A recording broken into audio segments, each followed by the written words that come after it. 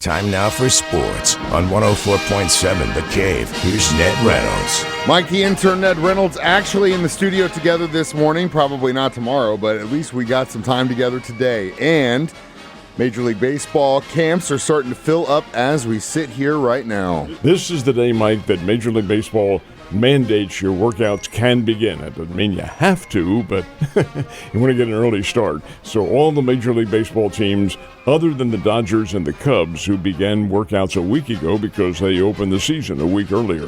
But yeah, the Cardinals have all shown up. Nolan Arenado is in camp. He's fully expecting to suit up as a Cardinal right now. No deals have been made. The Royals, of course, remain intact. No mystery for them. They have a very fine team. So the baseball season is technically underway with the workouts beginning. Exhibition games begin this weekend. This coming weekend, the Cardinals will play their camp partners, the Miami Marlins.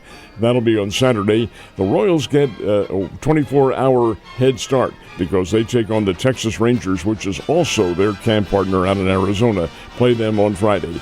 Exhibition, very important exhibition season for a lot of the young kids who are hoping to make the team, especially with the Cardinals. But we'll see what happens. But it does implant in your heart the fact that spring is almost here. Yeah, and the Bears and Panthers got a chance to prove that out on the field this weekend. Bears looking like they had a pretty good start to the season. They went down to Huntsville, Texas, where a correspondent told me the game time temperature on Saturday was 70, and that's pretty good. Huntsville's a little bit, but probably about an hour north of Houston, so it's down there quite a ways. The Bears played Sam Houston State. Now, the Bears are Missouri Valley Conference. Sam Houston State will be a conference member with the Bears next year. Actually, this year, starting in July when the Bears join Conference USA. Just happened to be a quirk of fate. Anyway, the Bears take 2 out of 3 from Sam Houston State.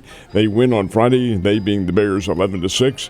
Saturday's game was won by Sam Houston State 13-4, but yesterday the Bears come roaring back again and win 9-2. This is a pretty good Missouri State team. Now on this way home tomorrow, they're stopping in Conway, Arkansas for a series, a single game, I should say, with Central Arkansas. That one remains in doubt because of our weather conditions. Yeah. Now, Drury did have a doubleheader. They played Missouri Southern on Friday.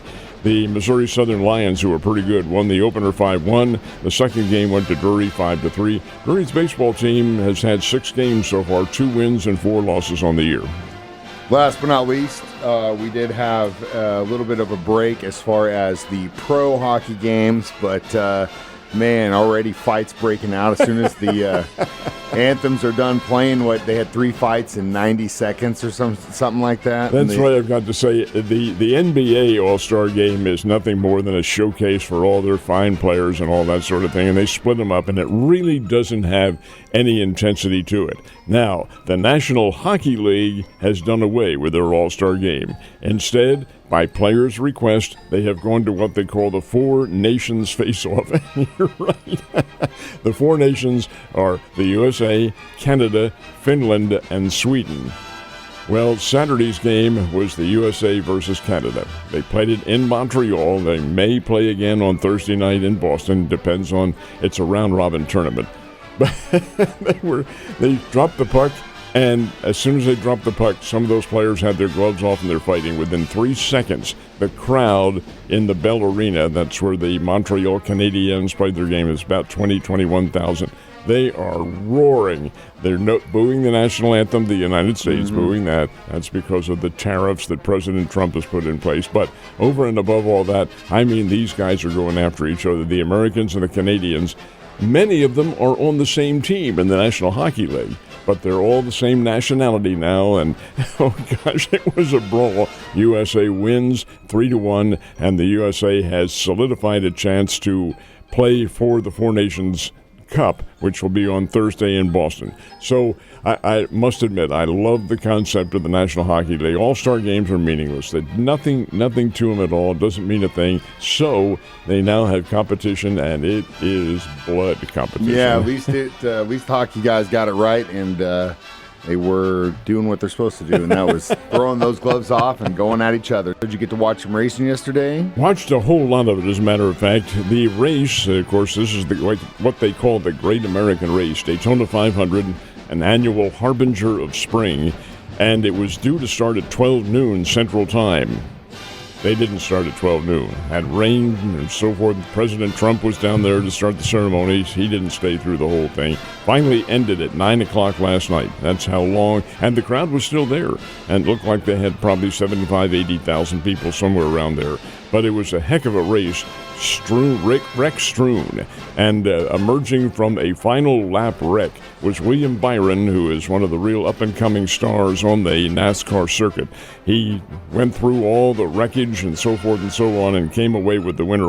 Many of the favorites were taken out in the final 10 laps because there were two major spin-outs. And this happens. Heck, you've got 42 cars out there running neck and neck and trying to get the race, so you're going to have some bumping and collisions and so forth and so on.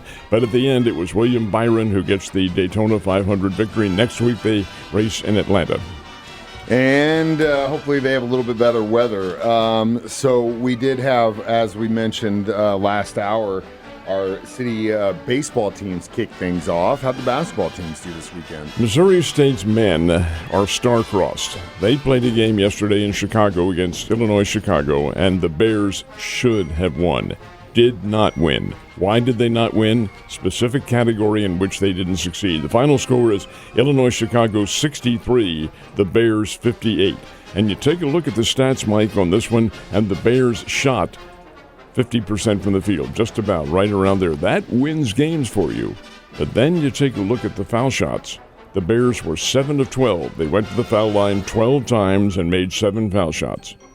Illinois Chicago went to the foul line 27 times and made 22 of them, and therein lies the difference in the game. So the Bears do lose again. That happens when you're losing. You just can't get anything right. And as a result, the Bears are now 2-14 in the Missouri Valley Conference. Now, the Lady Bears did win twice, and yesterday's victory over Valparaiso is number 20 on the year. That is pretty doggone good. 20 victories. I think the Lady Bears have a great chance of getting in the NCAA tournament. Yeah, they do, and at least they're doing something around here because the other one... Let's talk about the Pro Bowlers Tour, and that was in town last weekend. What'd you think? Really interesting. They go down to Enterprise Lanes over just off Sunshine, and this is the PBA Tour. This is the major leagues of professional bowling, nationally televised. It's called the Ozarks Open, but it's played this year in honor of Pete Weber.